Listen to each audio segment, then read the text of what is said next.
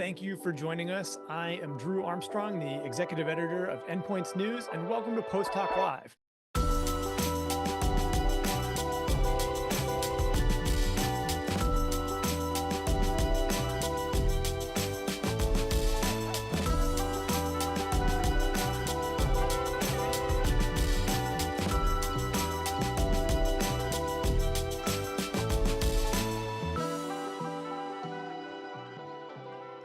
Hey, good afternoon, everybody. My name is Drew Armstrong. I'm the executive editor of Endpoints News and your host of Post-Hoc Live. It is Wednesday, July 15 at noon Eastern. We're in the middle of a heat wave here in New York, but we are nice and cool here in the Post-Hoc Live home studio. So today we're going to talk about something that has been a topic of conversation for me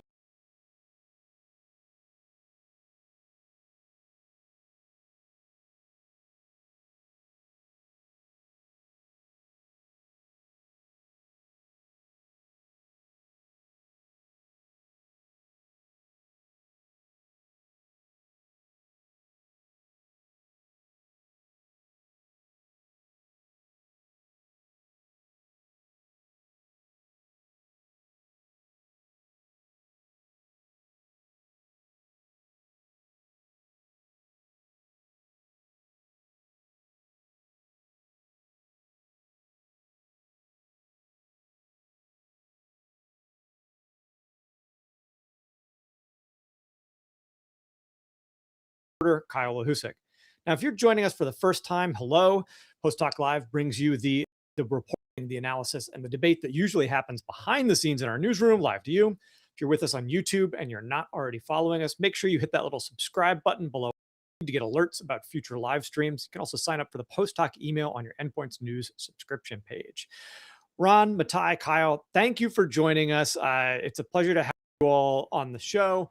And by the way, for the folks who are us on YouTube today, you can use that live chat button to ask us any questions. Our producers are watching and they will feed good ones over to us. And if you miss this show, recordings will live on YouTube and Spotify and Apple Podcasts. Ron and Mathai, I want to start off by asking you all, I think what is probably a simple question, but I think an important one, which is why IPO and why do it when you did? I'm sure, companies like yours, there's a lot of options you might have been considering. You can raise more private capital. You can go into M&A conversations. You can choose to do nothing. So there's a lot that goes into an IPO. It's a huge amount of work. What is it about the moment a startup, of a moment of a startup life cycle where you say, okay, this is the time for us to take advantage of it? What are the internal and external factors that go into that decision, Ron? Yeah, I mean, so first of all, thanks for having me on this afternoon. It's great to be on with Mathai, someone I've known for a really, really long time. Mm-hmm. I think as we thought at Kailera about, our future and what we needed to do, we had a great group of investors around the table. Very, very deep pockets, but we also have a pipeline in a therapeutic area where the quantum of capital and the competitive environment is very, very intense, very, very intense. And so I think to be able to have access to the public markets gives you a somewhat greater flexibility at accessing, various quantums of capital whenever that's needed. So I think being in a therapeutic area like obesity, where the landscape is shifting almost on a daily basis, if not on a weekly basis, having that public access, I think gives you a flexibility, and I would even dare say maybe even a cost of capital that is much more appetizing than what you have on the private side. And so I don't think as a cookbook by any stretch. I'd love to be able to tell viewers that this works for everyone. It doesn't. I mean, I've done another IPO in my past where it was a much different situation. And so I think the environment, the therapeutic area, and I think investor sentiment all are critical to put it all together. Let me ask you. I mean, when you guys were in the process of this, how much did the kind of external market factors play in? Where like we're seeing this run up in biotech stocks. There's clearly a lot of enthusiasm. Other people are going out the door on an IPO. How does that weigh in and saying, hey, the external moment is right to being able to do this versus we internally are ready to go? Thanks, Drew, and thanks for having me on. It's a fun conversation. And hi to Ron. Great to see you. So, for us, it's not a versus. The answer there is there are two conditions that need to be checked. Ron really nicely addressed the why you would ever want to go public and the capital and the need for capital. The why now in particular, two conditions need to be checked. The first is that internal readiness for the market, and the second is the market ready for you. And the internal readiness for the market was a very important factor for us. So are we the kind of company that could thrive as a public company? Do we have the density over time of meaningful milestones that would be meaningful to the particular set of investors that we want invested in us? Is the company ready in other from reporting and other aspects? And then the answer was clearly yes for Parabilis. We felt very much ready. We knew that dolutatide, our lead, was going to be yielding some pretty meaningful data over the next 6, 12, 18, 24, 36 months. We could map it very nicely. And our pipeline was maturing. We knew we would be signing a deal, like which we announced with Regeneron. So a lot of things were told us that we are ready for the market. We are ready for the particular set of investors that we would like. And then the market, you're right. Like I think the sort of step up, the interest rate declines, or stabilization, meaningful M&A, need for dollars to be redeployed, other IPOs getting done, all of that together told us that the market's likely ready for us. And so both conditions checked, and so we started the process. We were prepared to pull back, like if either our side or the environment changed on us, but fortunately it did not. Can I just really quickly follow up on something that you said that I think is particularly interesting, and I feel like I hear, which is like, this idea that you're going to have a cadence of news that you can roll out after you go public.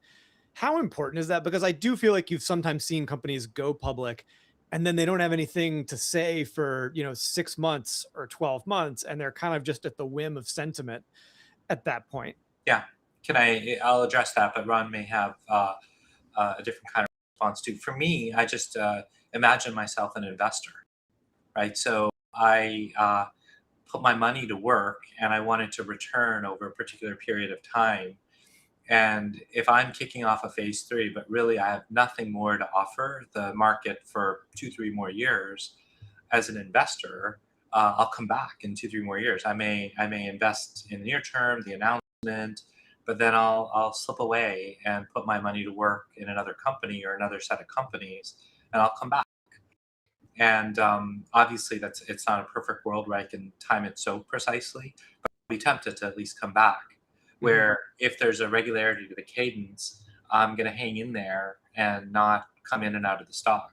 So, and I think what I'm saying applies to a lot of investors. There are investors that just trade less and just put their money in and then go away for long periods of time.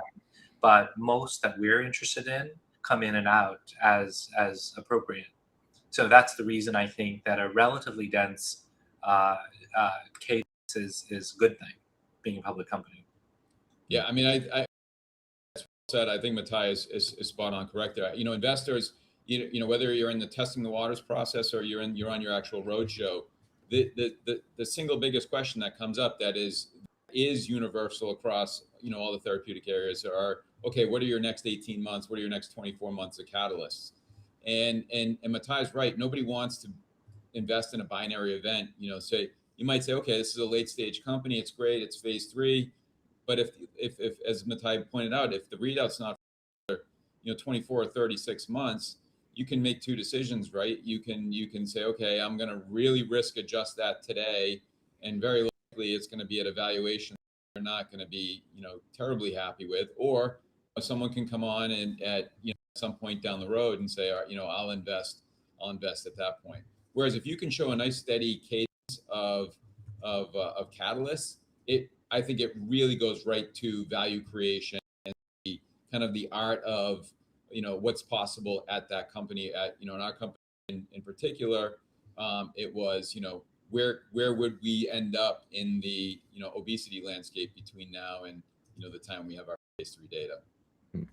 Rod, I'm curious your thoughts on Mathai's second point earlier about whether the markets are ready for your company when you're considering going public. I've talked to investors over the years who say a good biotech can go public in any environment as long as you got late stage asset outside of VCs already backing you. I'm curious your perspective on that. Do you think if there hadn't been a decent run of IPOs leading up to you guys, you still would have gone public? Yeah, well, I mean, look, I think we were kind of at the, we were somewhat at the front end of the line. So you're always a little bit nervous when you're at the front end of the line. But there's a couple of things that happen, and I think first of all, we had done our Series B back in the fall, and so it was a great Series B for us. And what came after that was a significant amount of investor interest. So not only did we have all the Series B people that we talked to, throughout all the, most of 2025, you get done, and then all of a sudden, it's a real irony. You raise the capital, your Series B is done, and then you have all of these public investors that start really, really close attention, and they want to know, when are you going to start thinking about, accessing the public markets? I don't think that happens in every company, and I think it happens though where the public investors know they have to pay attention. It happens in a capital intensive environment like obesity or cardiometabolic, oncology, and then it also, I think people start to think about the M&A possibilities, right? That's always the backdrop of it. It's very much the DNA of our industry. It's what drives the IPO market, and it's what keeps people, it's what gets recycled to keep all of the capital raises possible. And so I think when the public markets are interested, and you have to pay attention and you have to respond to that. I mean, believe me, it'd be great to be a private company forever. You have just an inordinate amount of flexibility. On the other hand, the capital raising part of it is not so flexible. Can you guys both talk about that for a second, the M&A aspect of this? Because I feel like there was a period of time where we were seeing a lot of companies run a dual track process and opt to go the deal route because the capital markets just didn't feel like they were there at that moment in time. I mean, like post IPO performance was just, red across the board. There were these lists that would circulate in analyst notes were saying, probably companies that IPO this year and be like down 50%, down 70%. The markets just weren't there. And so you were seeing a lot of deal making. Did you guys run a dual track? Did you have conversations about a deal in the process of doing this? I would assume so, just naturally, because if you're working with a team of bankers, like, why wouldn't you? But what made, I guess, and to the extent that that's true, like what made saying, hey, independence public markets is a better track for value creation than having a conversation about being acquired by somebody? And can I quickly cut in? Did you all run a triple track? I think we've seen a dozen reverse mergers so far this year. So I imagine that's another route a lot of companies are looking at too.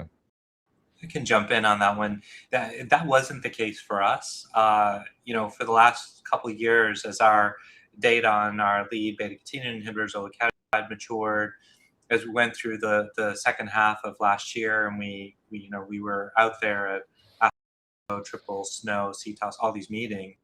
We also, like Ron, raised a private round in January. We didn't need to go public per se. We had the cash for some time, but accessing a certain quantum of public capital would allow us to parallel track certain big processes. We were not running, like the intent of our company, my own personal intent, is to build something significant. It's not an M&A outcome. And so that wasn't on our minds at all. So we did not run a dual track. It was entirely the conversation we just finished on, are we ready for the market? Is the market ready for us? That caused us to take, go down this road. Yeah, I mean, so certainly I would echo the same process as as Mathai just outlined. Look, for us in the obesity landscape, we obviously saw what the Metsera transaction of last year, which got people very, very excited. But on the other hand, Metsera was public, and so I just think there's strategically, if you think about the kind of valuations that you see, whether it's in cardiometabolic, whether it's oncology, it's I&I. I think the goal should be build the best company you can, and then whatever happened will likely happen. That's a little bit more cumbersome as a private company than it is as a public company, and so the strategic part of that can happen at any time. I think one of the considerations that we took was we would rather have if and when it's going to happen, we'd rather have a public currency and not a private currency. Yeah, that's interesting. Yeah. Yeah, you guys collectively raised, I think it's like 1.2 billion or so. And the rule of thumb for the past few years is to have your entire book covered by insiders. I imagine there's no way all 1.2 billion of that came from insiders.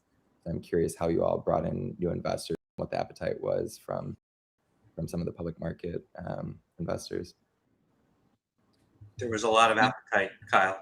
There were, it was, I'm sure same is true for Ron. Like, there's heavy oversubscription from all investors. Yeah, I mean, I think that's it. That's right. Look, there was in the first quarter, there was close to $41 billion of M&A in our industry. Yeah. And so if you look at the companies that did get public, in the first quarter of this year, and going into the second quarter, even the first quarter, it was from an IPO perspective, was relatively light. It was as light as we've seen in 22 or 23 or 24, but the concentration and the amount of capital was significantly higher. So I think that just tells you that investors have learned a lot from over the last 5 or 6 years, and not every company can get out the door. You go to a lot of these conferences and you hear this this idea of have and have nots, and early companies versus late companies and whatnot. And I just think it's exactly what Mathai said. You put your head down, you try to build the best company in the space that you're in, you hire great people. We built this company with an eye towards at some point being public. And I think we knew that for us to get to the finish line and launch a drug in the obesity space, you have to have a team of people that have been there and done that. There was this narrative out there, and maybe there still is, that we've got some of these absolutely monster AI companies that are going to go public. OpenAI, Anthropic, obviously, SpaceX went public, and that it was going to suck capital out of the market because everyone was going to want to be able to buy into these IPOs or put money into their latest private rounds and things like that. Was there any reality to that from where you guys were sitting? Is that, as you talk to investors now, kind of in early days, like, is there any truth to that, or is that maybe a little bit of a false narrative out there? We went public the day before SpaceX went public. Okay, all right. So you're the perfect person to answer this question. Yeah. But we didn't notice anything at all. I think that within the large mutual funds, there are dedicated funds to healthcare. The dedicated healthcare investors, of course, are not investing in SpaceX or Anthropic or OpenAI. So we saw some degree of segregation of the investor base, and I didn't notice it. We talked about it. And wondered, but through the process, we didn't notice any real effect there. And we thought that there might be some, if it went very poorly, like if SpaceX had gone really poorly, there might be general market sentiment that was negative, but it wasn't. Yeah, that can drag down everything. Yeah. But it wasn't because it was the same investors that were deciding on A versus B. Yeah, I think, look, we went out in the second week of April. We weren't really worried too much about, any other people around us. We heard some, the SpaceX stuff was out there. There was, Yeah.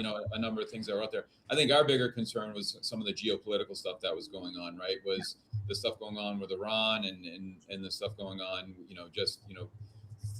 whether it's, China sentiment, all of that. And, as we were having our discussions with potential investors, it just seemed, folks were still very, very enthusiastic about us accessing markets. Gotcha. Yeah, I want to dig into the China angle because, a lot of new biotechs that we've been covering lately have been, born out of assets and licensed from Chinese pharma, Kailera being one of them. And then this morning also comes from Hengrui.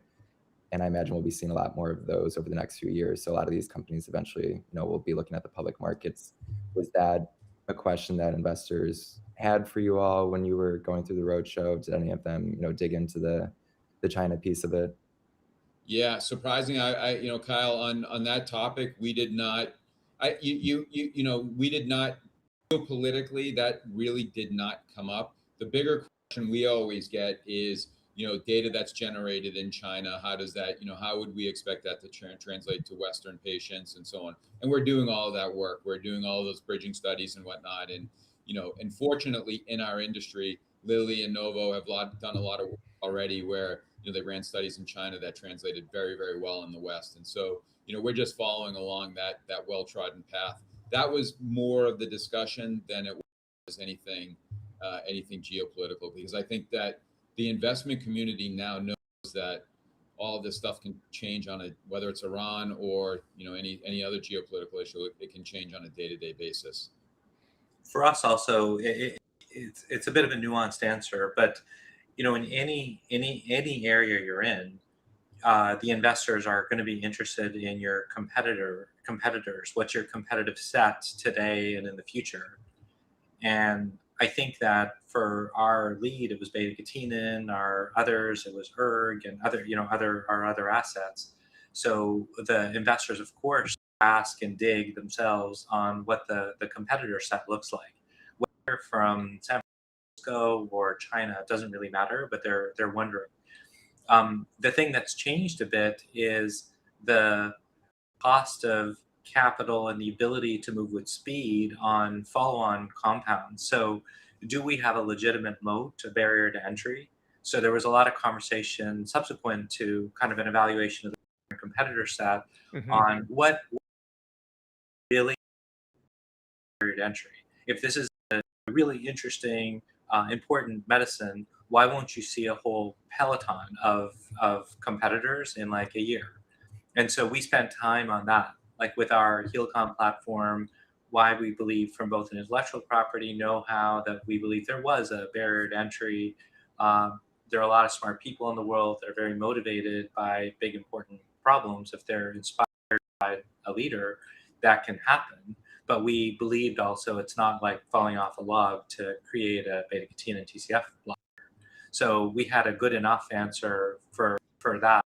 But it was China in the context of being able to follow quickly, as opposed to assets, these other aspects, including like other geopolitical questions. So none of that came up. It was in this regard only. When you guys, you guys have been in this industry for a while, you've done this process. What advice would you be giving, a startup team, executives that have never done an IPO before? Like if you had a couple pieces of, of wisdom that you were going to impart to, some folks who are novel to this, what are the most important things, you'd tell them?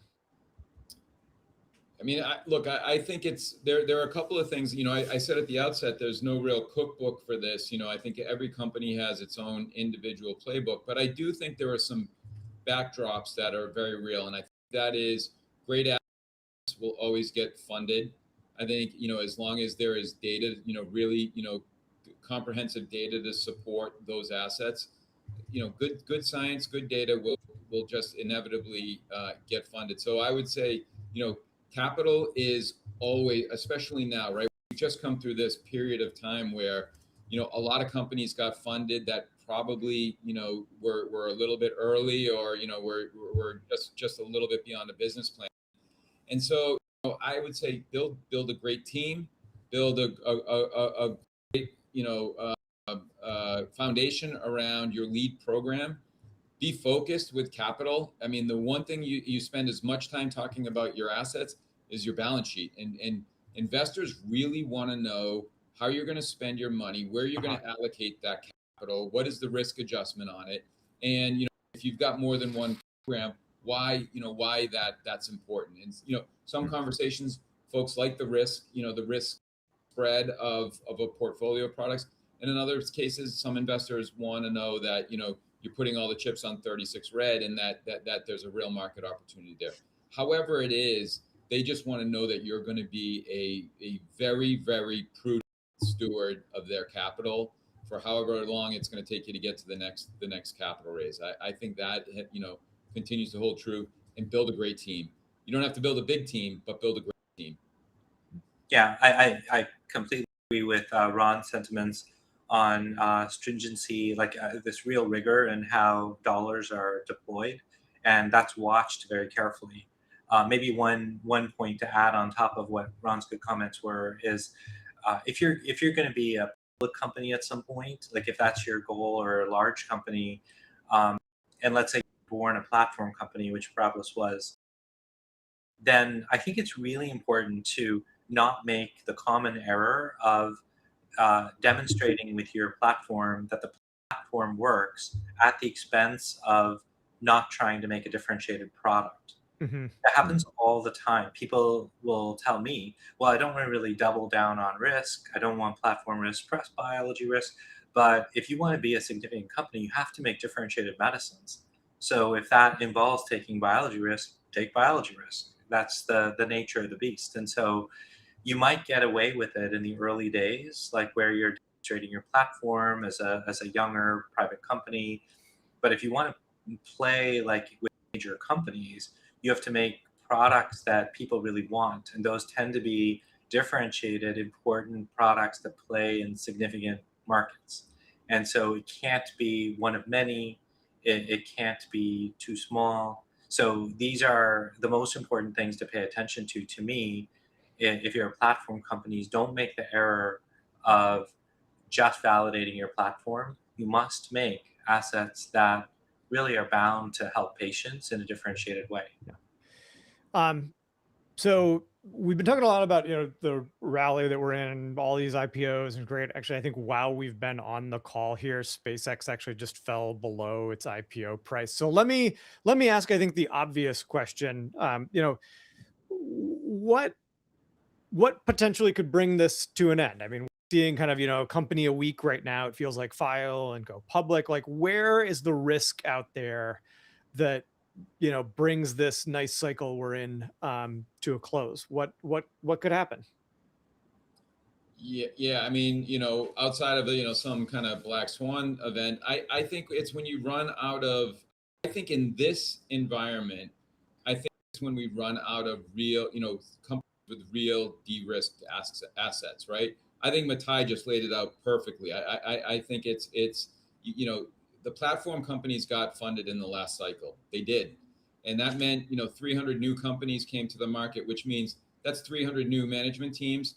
And it's really hard for, I think for any investor to comprehend that there are, 300 good new CEOs, 300 good new, CFOs, CMOs, all of that. I mean, there's a lot of teams that, again, don't bring the experience to the table. And so I think when we start to see that emerge again, and the assets aren't de-risked, or there are stories where there's not as Mathai just mentioned, not a clear-cut regulatory pathway or a clear-cut commercial pathway, I think that's when the wind will, kind of come out of the sails a little bit.